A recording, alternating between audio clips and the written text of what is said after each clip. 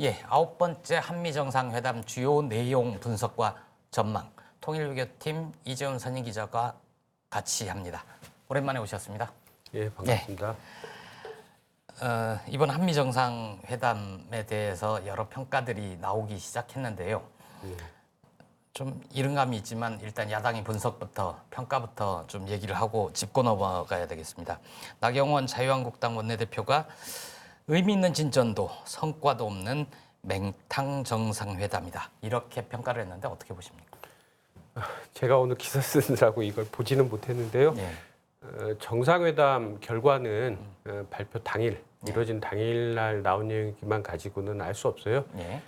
한 가지 사례를 들자면 4월 11일에 문재인 대통령이 워싱턴에 가서 정상회담을 했죠. 예.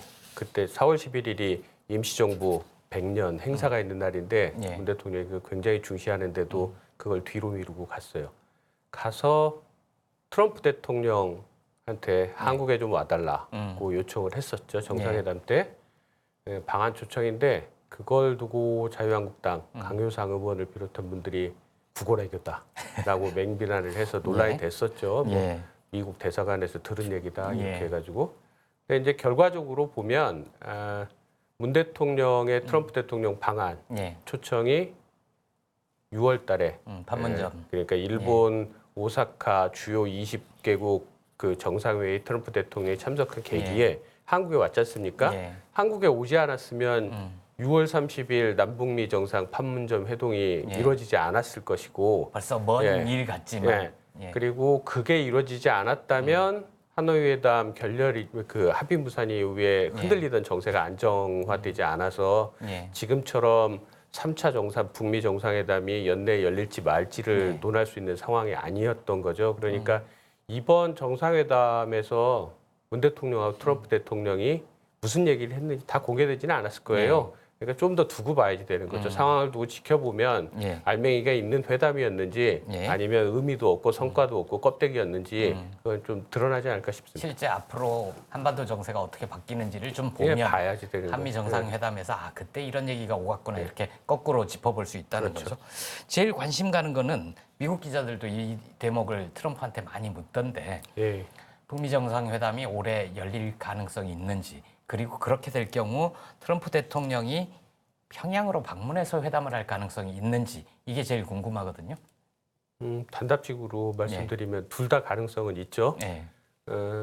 3차 북미 정상회담 연내에 열리느냐 마느냐는 지금 임박했다는 징후가 많이 나오고 있는 북미 실무협상이 얼마나 많은 성과를 내느냐에 달려있는 문제예요. 그렇기 때문에 아직 단정적으로 말할 수는 없지만 예컨대 문정인 대통령 통일외교안보 특보는 한 70%의 확률로 연내 70%면 굉장히 높잖아요. 그렇죠. 근데 이제 만약에 70%에서 빠지는 30%안 열리게 되면 문제가 심각하다는 거가 문제긴 한데 가능성이 꽤 있는 것으로 봅니다. 근데 이제 실무협상이 잘 돼야지 된다는 전제가 있어서 전제를 하나 깔고 예상을 하는 거기 때문에 아직 단정적으로 말할 수 있는 상황은 아니고요. 연내에 3차 북미 정상회담이 열리면 어디서 열릴까? 그러면 평양이거나 워싱턴이거나 그럴 가능성이 상대적으로 높습니다. 이번에도 제3국 이번에 그렇지는 않을 거고요. 1, 2차 정상회담하고 판문점 남북미 회동을 거치면서 서로 오라고 초청을 해놓은 상태예요. 그래서 트럼프 대통령이 3차 정상회담이 열린다는 전제 아래 트럼프 대통령이 평양을 갈 거냐 아니면 김정은 위원장은 워싱턴으로 부를 거냐 이거는 트럼프 대통령의 생각이 중요한데 재선에 뭐가 유리할까 국내 여론을 고려할 때 어느 게 유리할까 계산을 해볼 거예요. 김정은 위원장은 재선 걱정이 없잖아요. 재선 걱정이 없으니까 김정은 위원장은 합의를 만들어내는 게 더 중요한 거죠. 미국의 상응 조치를 끌어내는 거. 그러니까 뭐 또 평양이든 워싱턴이든 북미 정상이 한 번도 간 적이 없어요. 모두 다 초유의 일이기 때문에 갈 뻔했죠. 갈 뻔했죠. 클린턴 대통령이 갈 뻔했었죠. 갈 뻔했는데 안 됐으니까 어느 쪽으로 되든 굉장히 큰 빅 이벤트가 되겠죠.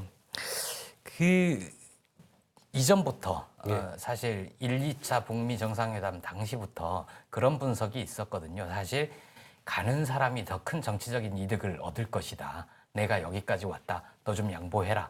이런 식으로 얘기할 근거가 있지 않겠냐. 그리고 훨씬 더 주목을 받을 거다. 예. 그런 점에 대해서는 어떻게 보세요? 뭐 그런 측면이 있겠죠. 그런 측면이 네. 이제 홈코트가 아니라 어웨이 경기를 하는 셈이니까 네. 운동 경기로 따지자면 각자 계산이 있을 텐데 트럼프 대통령은 바로 그 대통령 선거가 있잖아요. 네. 2020년 11월에 열리는데 연말이면 네. 이미 그 미국에서 대통령 선거 과정이 과열된다고 봐야지 돼요. 그러니까 미국 여론에 김정은 위원장을 불러가지고 합의를 만들어내는 게 더 효과가 있을지 없을지 계산을 좀 해봐야지 되고 그건 전문가들 사이에서도 의견이 좀 갈려요. 근데 이제 가게 되면 네. 트럼프 대통령으로선 반드시 합의를 하겠죠. 워싱턴까지 불러놓고 하노이처럼 깨면 일이 참 복잡해지기 때문에 부른다면 뭐 합의될 거다라고 볼 수 있는 거니까 뭐 워싱턴에서 열리면 좋은 거고 네. 그렇죠. 뭐. 어디든 간다면 네. 합의가 상당 부분 진척이 돼 있고 이번에는 북미 양 정상이 도장만 찍으면 되는 수준으로 실무 협상에서 많은 얘기들이 오갔다라고 볼 수 있는 거죠. 오간다라고 할 수는 없고 오가야지 되는 거죠. 네. 실무 협상이 열려야지 되니까 김정은 위원장이 4월 12일 그 최고인민회의 시정연설에서 다음에 한 번 더 할 용의는 있는데 네. 그때는 다 해놓고 수표만 하겠다 이런 식으로 얘기를 했어요. 그러니까 그 합의가 가능하지 않은 상황에선 두 정상 모두 정상회담을 하기에 위험한 상황이고 뭐 평양이든 워싱턴이든 초유의 사태이고 세계적인 빅 이벤트가 될 거기 때문에 어디든 뭐 관계는 없죠. 열리기만 한다 그러면. 이번에 북미 정상회담이 열릴 가능성이 아주 높다. 70% 이상이다. 이렇게 보는 이유 중에 하나는 볼턴 보좌관의 경질 아닌가요? 그거는 이제 우호적인 조건을 만들어내는 거죠. 예. 근데 이제 볼턴 보좌관이 슈퍼매파라고 보통 불리죠. 예. 북한에서 인간 오작동 어쩌고 저쩌고 뭐 이렇게 맹비난을 했었으니까. 근데 미국의 내북 정책은 그 트럼프 대통령이 하는 거잖아요. 내가 다 아니까 남들은 놀면 된다 이런 얘기도 농비슷하게 했던 적이 있어요. 예. 그렇기 때문에 현실적으로 얼마나 많은 영향을 미치냐 그런 건 아닌데 볼턴 보좌관을 바꾸었다는 자체가 예. 북한한테는 굉장히 우호적인 정치적인 예. 신호가 되는 거죠. 우리 이 정도 했다. 예. 트럼프 대통령이 나름대로 뭔가 상황을 풀어보려고 예. 실질적인 예. 조처를 취했다라는 의미가 되니까요. 이제 그 한미 정상회담이 실제로 어떤 얘기가 오갔는지는 좀 이후에 더 명쾌하게 드러나겠지만 예. 오늘 브리핑 중심으로 예. 이 브리핑은 사실 전문가 우리가 대충은 알겠지만 그 브리핑 이면에 숨은 얘기는 그 분야를 오래 취재한 사람들만 좀 알 수 있잖아요. 근데 어쨌든 우리 그 한겨레 라이브 제작팀이 우선 예. 브리핑 중에서 한 5가지 키워드를 예. 뽑아봤어요. 아까 화면에서도 보셨지만 하나하나 좀 짚어볼 예정인데 첫 번째는 70년 적대관계 종식, 예. 두 번째는 싱가포르 합의 정신 유효, 세 번째가 호혜적 동맹, 네 번째가 각자 기본 입장 설명, 그리고 마지막이 노벨 평화상 이렇게 뽑아봤습니다. 예. 괜찮은가요? 뭐 방송 전문가들께서 어련히 그 시청자들 무슨 전문가는 구미에 전문가예요. 맞춰서 했을 거라고 보면서 생각합니다. 하나하나 좀 얘기를 해보려면 이 틀거리로 얘기를 해보면 좋겠다라고 생각을 해서 뽑아봤고요. 70년 적대관계 종식, 이거는 이제 북미 정상회담이 열린다면 뭐 이런 거죠. 해설을 해주신다면요, 어떤 뜻이죠? 이 표현은 이제 청와대가 내놓은 네. 그 정상회담 결과에 대한 공식 발표 문에 담겨 있습니다. 고민정 대변인의 브리핑. 예, 거기에 담겨 있는데요. 두 네. 정상이 70년 적대 관계를 종식한다는 공약을 재확인했다라고 돼 있습니다. 이게 무슨 소리냐면 종전선언을 염두에 둔 표현입니다. 종전선언은 작년에 1차 정상회담 때부터 많이 나왔었던 얘기니까 시청자들도 대충 무슨 것인지 아실 것 같은데요. 작년에 1차 정상회담이란 싱가포르 예, 회담을 그렇고 말씀하시는 작년에 1차 정상회담 둘 다 마찬가지인데요. 4.27 판문점 정상회담 이후에도 그 한국 정부가 종전선언 얘기를 많이 했었어요. 북미 관계를 풀어나가는 징검돌로서. 이게 무슨 얘기냐면 일단 70년 적대관계 종식이라고 할 때 한반도에는 두 개 정치 군사적 적대 관계가 있긴 있어요. 하나는 북미 관계고 하나는 남북 관계든 남북이 분단돼 있으니까. 근데 남북 정상은 지난해 판문점 정상회담 때 이미 종전선언을 사실상 종전선언을 했어요. 결과 그 4.27 판문점 선언 서문에 보면 한반도에 더 이상 전쟁은 없을 것이다라고 돼 있거든요. 그 얘기를 또 9월에 평양 가서도 계속 반복적으로 했죠. 반복적으로 했으니까 남북 간에는 사실상 한 거고 북미 간에는 없죠. 정치 선언으로서 종전 선언이 없었어요. 종전 선언 얘기가 나오는 이유는 그러니까 적대 관계를 국제법적으로 종식시키려고 하면 현재 정전 협정을 평화 협정으로 대체해야지 되는데 이 시간이 굉장히 많이 걸리는 일이에요. 문안을 만들고 그래야지 되니까 그 평화 협정으로 가는 협상의 마중물로서 정치적 선언으로서 북미 정상이 이제 우리는 적대관계 종식한다. 우리 사이에는 적대관계 끝이다라고 말로 하는 선언을 하겠다는 거고요. 뭐 이게 그러니까 남북미 3자가 할 수도 있고 북미가 할 수도 있는데 남북은 이미 했기 때문에 굳이 뭐 남쪽이 끼느냐 마느냐는 큰 변수는 아니고요. 그러면은 또 코리아 패싱 뭐 이런 얘기 하는 거 아닙니까? 야당은 그런 얘기를 하겠지만 한반도 평화 과정의 전체 흐름에서 종전선언에 나만이 끼느냐 마느냐가 그렇게 결정적인 변수는 아니에요. 대통령도 그런 얘기 말씀하셨고요. 하면 더 좋긴 하겠지만요. 그리고 하노이 회담 2월에 있었던 하노이 2차 북미 정상회담이 그거는 두 번째 싱가포르 합의 정신 그 내용을 하려고 그러는 건 아니고요. 이 종전선언과 관련해서 그게 이제 최종적으로 합의 무산이 되긴 했는데 북미 이제 실무협상팀이 협상을 많이 했지 않습니까? 거기에 그러니까 두 정상이 최종적으로 비핵화 상황조처에 합의를 해서 뭐 서명을 하게 된다면 그 합의서 초안에 종전선언 내용이 들어있는 것으로 알려져 있어요. 아, 그래요? 그러니까 이 문제에 대해서는 그러니까 합의가 될 뻔했던 선언문에 종전이라는 표현이 있다는 거죠. 그렇죠. 그러니까 비핵화 문제에서 최종적인 합의를 못한 거죠. 비핵화하고 뭐 제재 해제를 어떻게 하느냐 이 두 가지 결정적인 쟁점에서 최종 합의를 못해서 합의가 무산됐는데 그게 됐다면 그 합의문에 종전선언과 관계된 정치적 의사 표현이 담겨 있었을 거라고 하죠. 뭐 그렇게 거의 정설에 가깝습니다. 그러니까 종전선언은 북미 정상회담이 세 번째 북미 정상회담이 연내에 열리면 지난번에 하노이 때도 할 뻔했으므로 실제로 양 정상이 종전을 선언할 가능성이 있다. 이 종전선언은 입구가 될 것이고 그 결과물 출구로서 평화협정 체결로 갈 수 있다. 이런 말씀이신 거죠?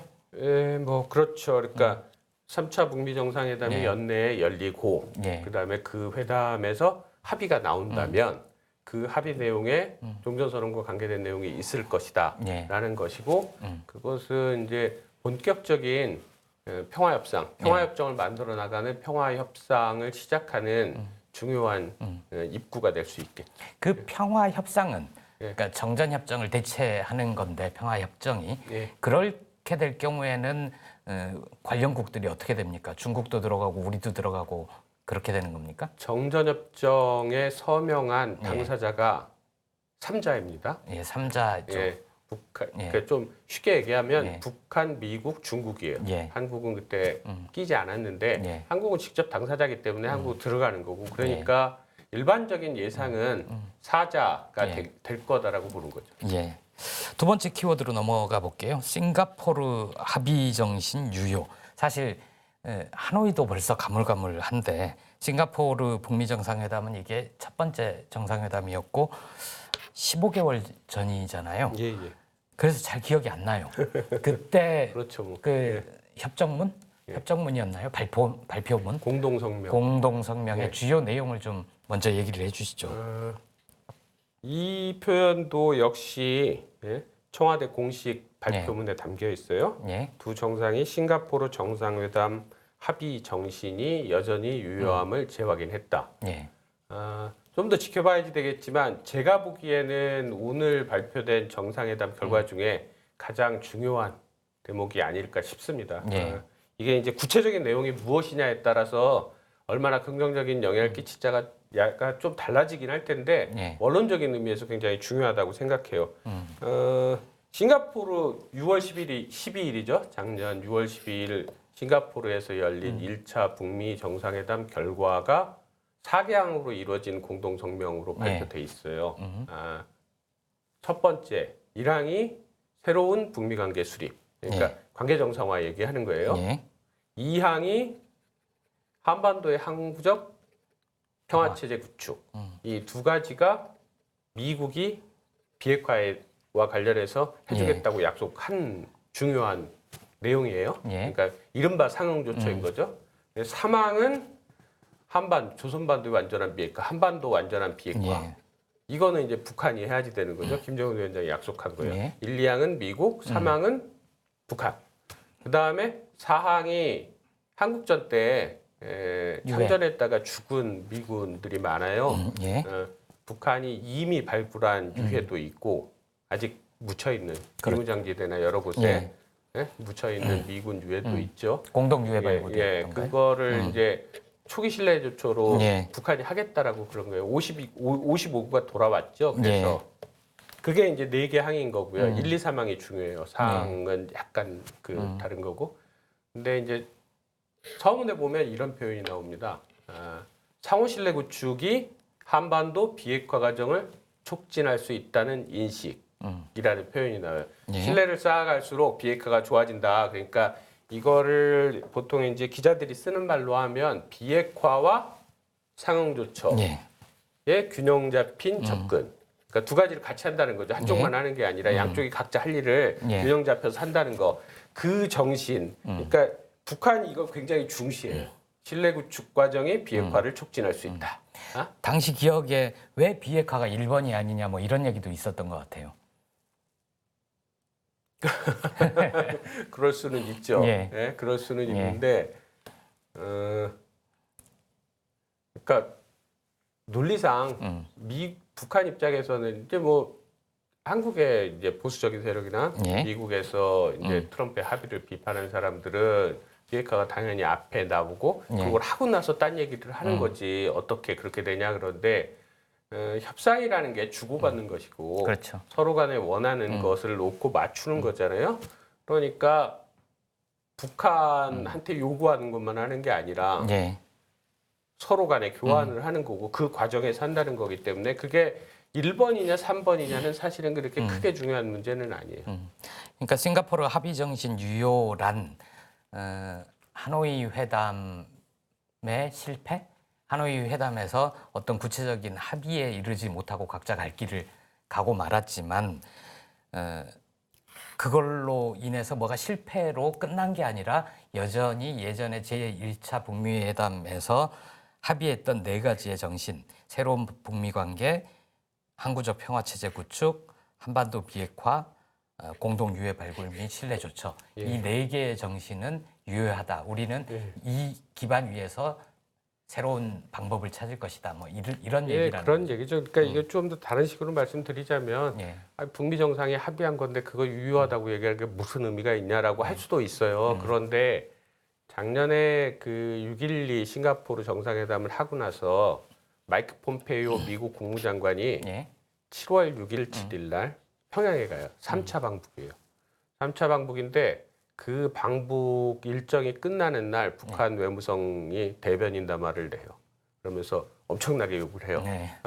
폼페이오에 대해서는 굉장히 거칠게 욕을 하죠. 트럼프 대통령 욕은 안 하지만. 미국이 싱가포르 순회상봉의 합의와 정신을 위배해서 강도적이고 일방적으로 비핵화만 요구한다라고 그 처음으로 이제 미국이 싱가포르 합의한 지 며칠 지나지도 않았는데 이미 그 합의 정신을 깨고 자기네 옛날 하던 대로 비핵화만 얘기한다. 우리는 그렇게 못하겠다라 그랬는데 그 기조가 지금까지 계속 유지되고 있어요. 그러니까 김정은 위원장이 하노이 회담 합의 무산 이후에 정리된 입장을 발표한 게 4월 12일 그 최고인민회의 시정연설이 있잖아요. 거기서 한 번 더 정상회담 할 용의가 있고 올해 말까지 기다려보겠다라 그러면서 미국이 새로운 계산법을 가지고 와야지 된다라고 얘기했어요. 그 새로운 계산법이라는 게 다른 게 아니고 싱가포르 합의 정신대로 하자는 얘기예요. 그러니까 미국이 맨날 하는 비핵화 해야지 뭐 한다 네. 그런 선비핵화 얘기하지 말고 CVID 뭐 예. F 뭐 어쩌고 저쩌고. 뭐 먼저 비핵화 해야지 그다음에 관계 정상한다 이런 식의 옛날 접근법을 우리는 못 하겠으니까 예. 싱가포르에서 합의한 대로 당신들이 할 것과 우리들이 할 것을 신뢰 수준에 맞춰서 같이 예. 병행적으로 균형 잡히게 해나가자. 그렇게 한다면 나는 할 용의가 있다라는 얘기를 한 거예요. 동시적, 예, 단계적. 그러니까 뭐 이런 싱가포르 합의 정신의 핵심을 거. 예. 북한에서는 신뢰 조성과 단계적 문제 해결 원칙이라고 얘기를 해요. 그런 거기 때문에 북한은 계속 미국에 대해서 네. 싱가포르 합의 정신으로 돌아와라, 라고 그랬는데 예. 이번은 이제 한미 정상이 추상적인 수준이긴 하지만 구체적으로 합의 정신이 뭐라고 설명하지 않았어요. 그렇긴 하지만 싱가포르 정상회담 합의 정신이 유효하다는 걸 재확인했다라는 게 이제 제 해석에 따르면 그 구체적인 내용이 무엇이냐에 따라서 조금씩 강도가 달라지겠지만 북한한테는 긍정적인 신호로 읽힐 거라고 저는 생각합니다. 이 표현이 굉장히 중요한 거군요. 예, 저는 그렇게 봅니다. 예. 그러니까 볼턴을 자른 게 대화할 분위기를 조성하는데 유효한 조건을 마련하는 거였다면 이것은 북쪽이 듣고 싶어하는 얘기, 그래 당신들이 싱가포르 정신으로 돌아가자라고 주장을 했으므로 이거를 북미 정상이 공개적으로 밝혔다는 거죠. 네, 그렇죠. 원칙적인 수준에서 그게 유효하다. 우리는 이 합의 정신에 기초해서 문제를 풀어가겠다라고 트럼프 대통령이 재확인했다는 거잖아요. 예. 그런 점에서 의미가 있다고 생각합니다. 근데 말씀 중에 이제 북한은 그 최고인민회의에서 새로운 계산법, 새로운 셈법 이런 식의 표현을 썼고 트럼프 대통령도 최근에 새로운 방법이란 표현을 많이 써요. 유엔 총회 앞두고도 새로운 방법은 매우 좋을 것 이런 얘기를 하는데 이거는 이제 싱가포르 합의 정신이 유효한 바탕 위에 어떤 새로운 방법이 있을 수 있는 건가요? 이것과 관련된 것은 뭐 추정이라도 하시는 게 있습니까? 트럼프 대통령이 11일 날 얘기를 한 거예요. 예. 기자들이 묻지도 않았는데 얘기를 했어요. 트럼프 대통령이 가끔 그래요. 하고 싶었다는 거죠. 그거. 꼭 얘기를 해야지 되겠다고 생각을 한 거죠. 볼턴이 뭐라고 이제 트럼프 대통령을 욕한 것을 맹 비난하면서 이 얘기를 했어요. 새로운 합의 정신, 새로운 방법을 하는 게 매우 좋을 것 같다라고 얘기를 했는데 물었는데 새로운 방법이 뭔지 얘기를 안 했어요. 그거 좀 지켜보자 맨날 그 얘기하죠. 그리고 오늘 한미 정상회담에서도 트럼프 대통령이 얘기한 새로운 방법이라는 게 구체적으로 무슨 뜻인지에 대해서 얘기하지는 않았다는 거예요. 그래서 내용이 없다고 볼 수는 없고 트럼프 대통령이 이제 북한하고 협상을 해야지 되잖아요. 지금 다 얘기를 해버리면 협상에서 쓸 협상 칩이 까지는 거니까. 그러니까 이제 들고 있는 거죠. 그렇군요. 들고 있는 거고 이 얘기가 트럼프 대통령이 이 얘기를 18일 날 했는데 북한이 9월 20일 날 김명길 담화라는 걸 내요. 외무성. 전 베트남 대사였었는데 김명길 담화에서 김명길 전 대사가 자기를 북미 실무 협상의 수석 대표라고 설명해요. 스스로. 그러니까 스티브 비건 미국 국무부 대북 특별 대표의 협상 상대가 나다라고 처음으로 밝힌 거예요. 몰랐는데 그러니까 새로운 인물인가요? 이전에 협상 대표는 아니었잖아요. 협상 대표로 나선 적은 없죠. 북미 협상 과정에서는 많이 나오긴 했어요. 근데 이제 1차 북미 정상회담부터 시작하면 그 과정에서는 새로 등장하는 거예요. 북한에서는 굉장히 미국 대미외교의 밝은 전문가에 속하죠. 근데 이 사람이 담화를 하면서 그랬어요. 트럼프 대통령이 새로운 방법이라는 걸 얘기해가지고 되게 흥미롭다. 근데 나는 그게 단계적으로 문제를 풀어간다는 얘기로 이해한다. 그러니까 그 트럼프 대통령이 얘기한 새로운 방법이라는 게 북한이 줄기차게 얘기한 싱가포르 공동성명의 합의 정신의 핵심인 신뢰 구축, 신뢰 조성과 단계적 해법이라고 나는 이해한다라고 그랬어요. 근데 이제 트럼프 대통령이 구체적으로 그래 네 말이 맞아 이런 얘기를 안 했기 때문에 모르죠. 그건 이제 실무 협상 해봐야지. 대사급인데 실무 대표 정도인데. 그러니까 첫 번째 키워드인 70년 적대관계 종식이란 남북미 세 나라에 걸쳐 있는 거고 방금 말씀하신 싱가포르 합의 정신 유효는 북미 예, 예. 간이라면 세 번째 키워드 호혜적 동맹은 한미 관계이겠죠? 예, 뭐 이거는 이제 뭐 동맹이니까 당연히 네. 한미 관계에 관한 얘기죠. 이게 이제 이것도 이제 청와대 발표문에 명시돼 있어요. 예. 호혜적, 포괄적 방향으로 동맹을 지속 강화시키겠다라고 했는데 한미 동맹 역사에서 호혜적이라는 표현이 처음 나온 건 아니고요. 예. 이 표현은 노무현 정부 때, 참여정부 때부터 나왔어요. 한국 동맹은 양측이잖아요. 양자 동맹이니까 한국이 있고 미국이 있는데 네. 한국의 필요가 있고 미국의 필요가 있어요. 나눠서 봐야지 되는데 한국의 필요로 얘기하자고 하면 한미 동맹의 국제법적 근거가 되는 한미 상호 방위 조약이 네. 이제 전쟁 끝나고 나서 된 거예요. 그리고 거의 그 이승만 대통령이 벼랑 끝 전술을 써서 간신히 받아낸 거거든요. 그래서 비대칭, 전시작전 통제권, 주권의 핵심인 전시작전 통제권이 미국에 위임된 상태로 했어요. 그랬죠. 우리나라 그때 가난했죠. 그래서 한미동맹은 전형적인 비대칭 동맹이라고 해요. 의존 관계, 한국이 의존하는 거죠. 미국에, 네. 초강대국 미국에. 근데 이제 지금 보면 올해 한국이 유엔 기여금이 10위권이에요. 아, 예. 경제 규모도 그 정도 되잖아요. 경제 규모, 그러니까 무역 규모로 따지면 세계 6위권이죠. 예. 그러니까 한국이 이제 유수의 의미 있는 이제 중견 국가가 된 거죠. 그러니까 의존적 동맹에 있어야지 될 상황은 아닌 거고, 그다음에 구체적인 쟁점으로 얘기하자면 노태우 정부 때 시작했었고, 예. 노무현 정부 때 한 번 합의했었다 연계했었던 전시작전권 통제. 예. 전시작전 통제권 전환 그거 이제 한다는 거잖아요 이번에. 그러니까 전시작전 통제권을 한국군이 되찾아오게 되면 주권의 핵심이고, 그러니까 뭐 예전에 한국이 식민지라고 그럴 때 맨날 얘기했었던 게 이 군사주권이 없다, 미국에 있다는 거였어요. 그러니까 군사주권을 찾아오는 그 문제하고 관계가 되는 거죠. 그래서 이제 의존 관계, 후견과 의존 관계가 아니라 동등한 관계, 동등한 두 파트너로서 동맹 파트너십을 구축하겠다는 게 한국인 거고요. 미국은 이게 이제 부시 행정부 때부터 나온 얘기인데 동맹국들한테 한국 포함해서 이건 트럼프 대통령이 맨날 그러죠. 나토한테도 그러고 일본한테도 그러고 한국한테도 그러고 너네는 진짜 친한 돈도 나라들이 많고 돈도 안 되는. 우리한테 엄청 흑자도 많이 보는데 왜 그 미군 주둔 비용도 안 내고 그러냐, 돈 좀 더 내, 맨날 그러는 거거든요. 그러니까 미국이 경제적으로 예전만큼 넉넉하고 여유롭지 않기 때문에 그거를 이제 동맹국들이 받아 안아라. 그리고 패권 국가로서 미국이 전 세계에서 여러 가지 안정적인 조처를 하는데 미군만 가지고 하기 어려우니까 니네가 해라. 이를테면 이란의 뭐 호르무즈 해협에 한국군이 와라 어쩌고 저쩌고 하는 얘기랑도 관계가 되는 거죠. 그러니까 양면이 있어요. 그러니까 꼭 좋은 말인 것만은 아니고 좀 복잡하긴 한데 어쨌든 그렇습니다.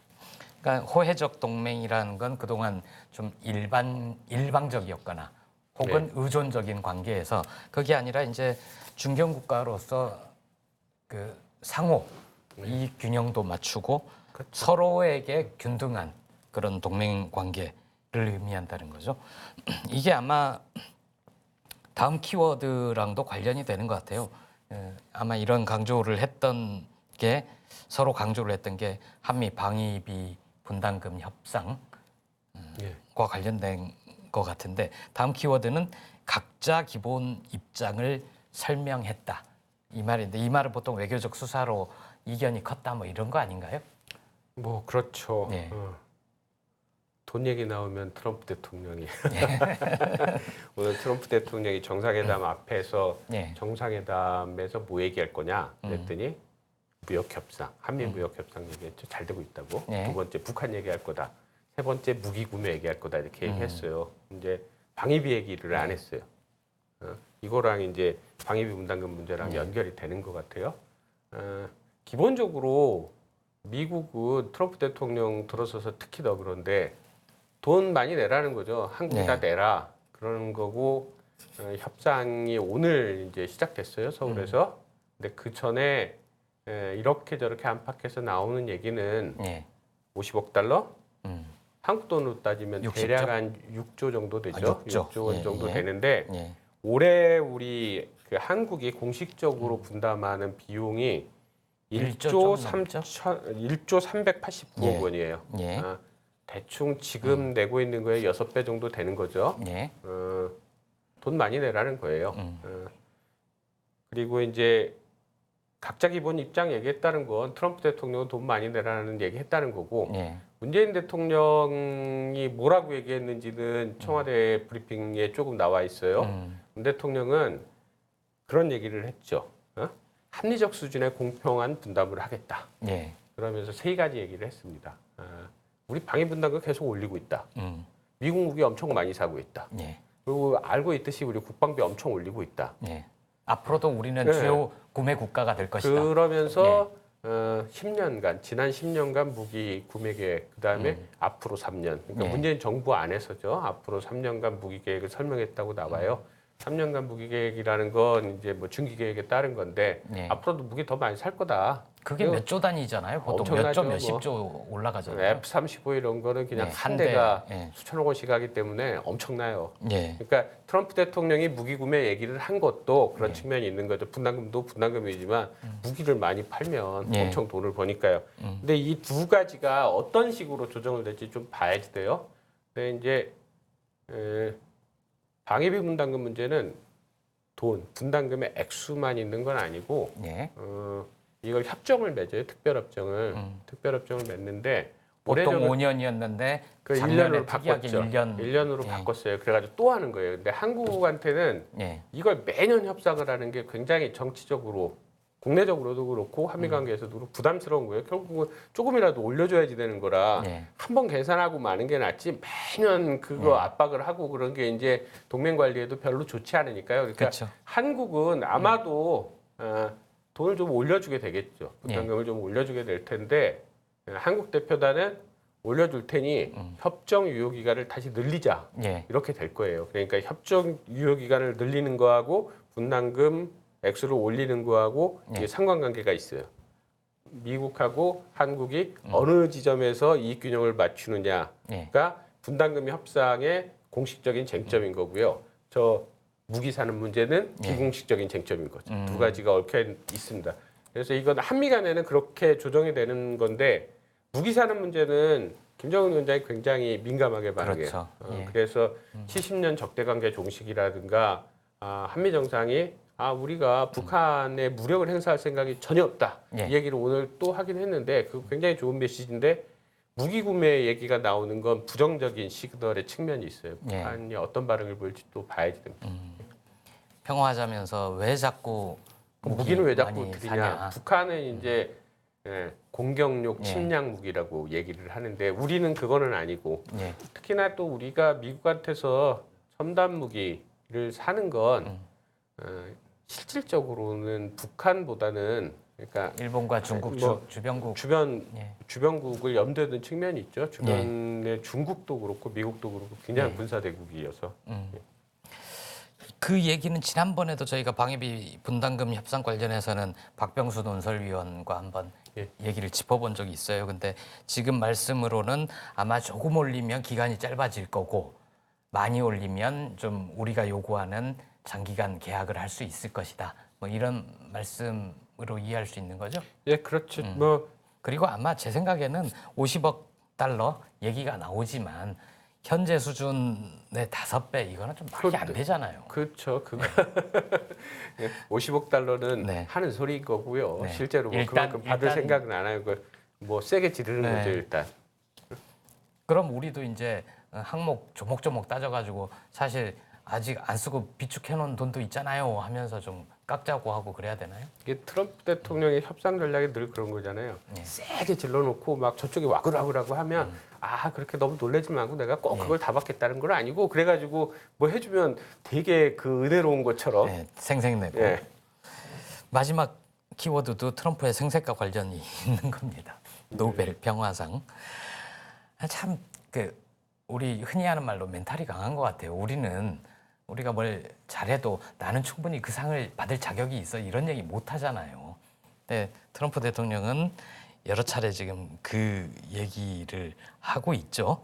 어떻게 트럼프 대통령이 평화상 받을 가능성이 있다고 보시나요?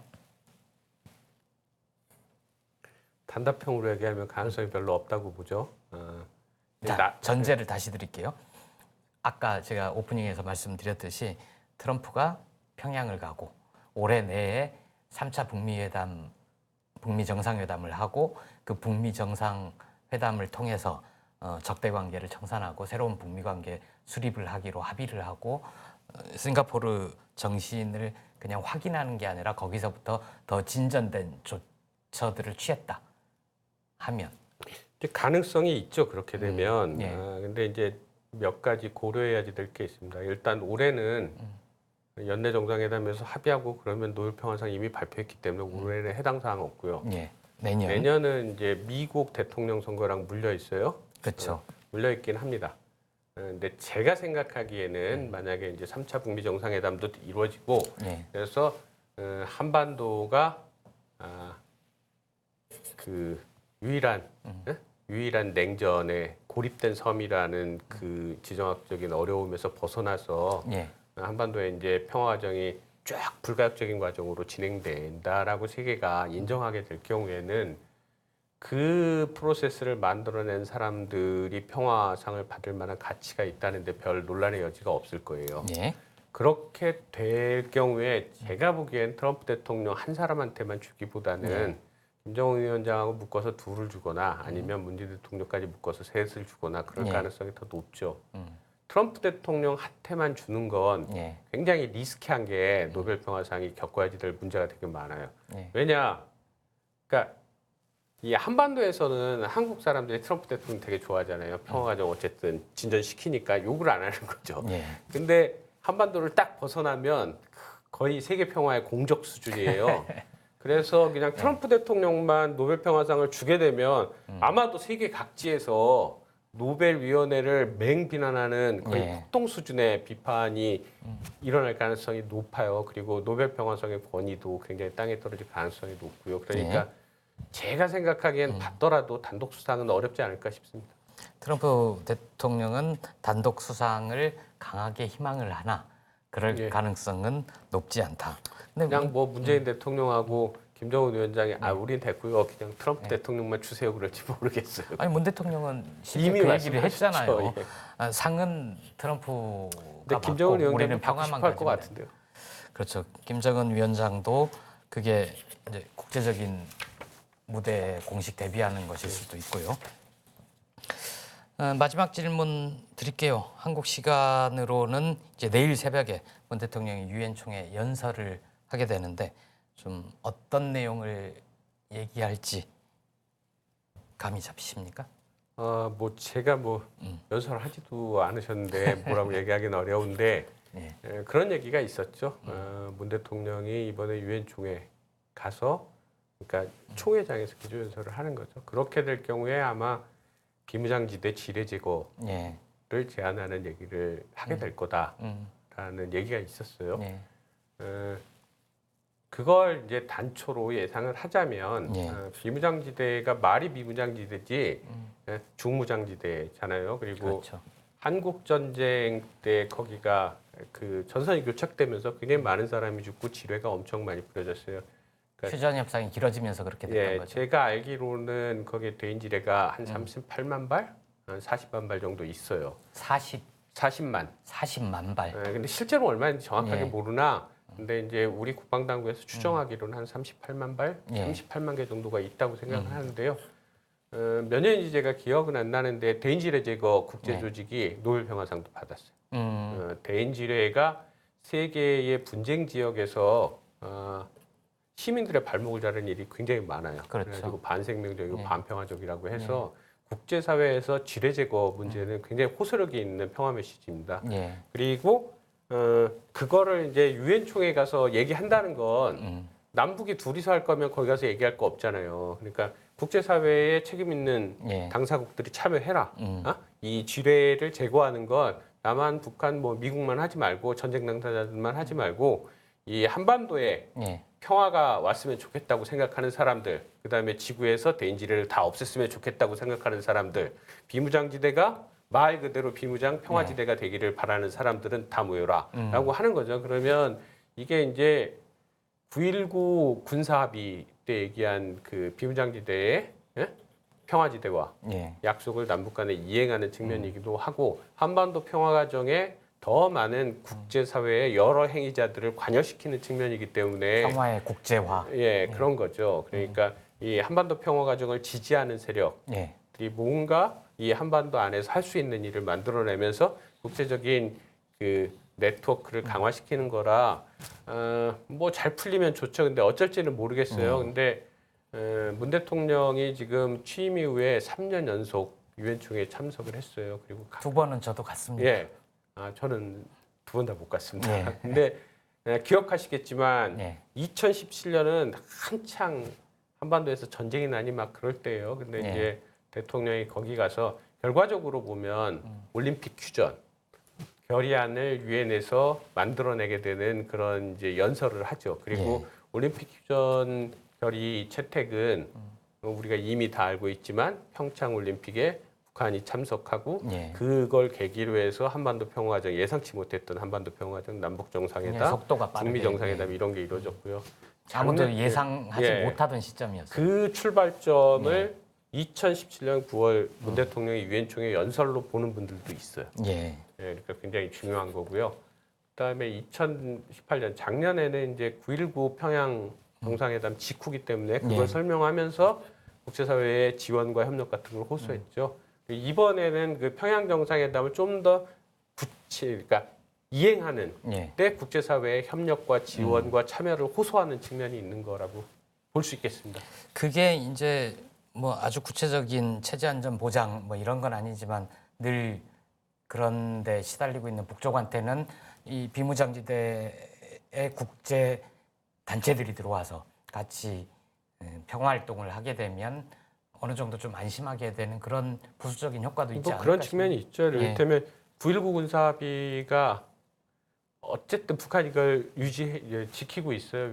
공식적인 위반 사항은 없는 것으로 국방당국에서 얘기를 하는데 북한으로서는 그러니까 한정된 재원을 약화되고 이렇게 기반이 취약한 경제를 재건하는데 돌릴 수 있기 때문에 군사적 긴장이 낮아지는 건 김정은 위원장이 굉장히 중시하고 바라는 변화인 거죠.